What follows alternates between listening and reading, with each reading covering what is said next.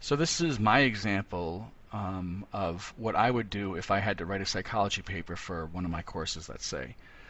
So the first question I've already answered, and that is what is it I'm going to be working on, and that would be my psychology paper, obviously.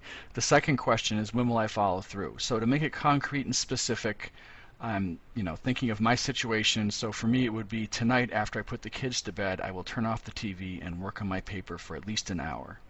So I'm trying to be specific, concrete, and vivid, specific to my life and situation. The next step in this process is to answer the question, where will I do the work? Try to be as specific as possible here. The fourth question is an important one. You want to try and anticipate possible interruptions and plan to avoid them. Obviously, this is going to be different for everybody, but for me, I would make sure my phone is off and I would let my wife and kids know that I'm going to be working, and hopefully that'll stop the interruptions. Then start the timer and get working. There's a couple of reasons for working in 25-minute blocks. There's research on this that shows that working in smaller blocks is a good way to overcome procrastination because it's easier to start working. And it also helps our brains process information better, so this is a good study strategy just in general. You can use the breaks in between the blocks to also think about what kind of mindset you have in that moment.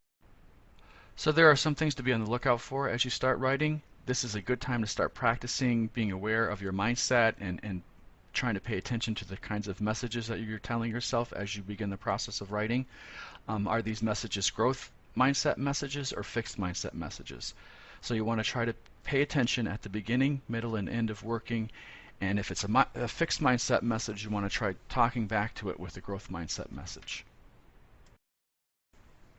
So now you've seen an example of what a concrete and specific plan looks like. Think about something you want to work on or accomplish and come up with your own plan.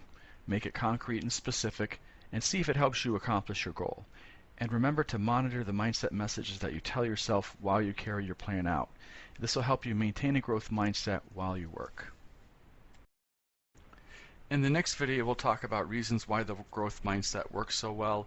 We'll also talk about a more systematic way of developing a growth mindset and also dealing with frustration in your learning process and also in your writing process.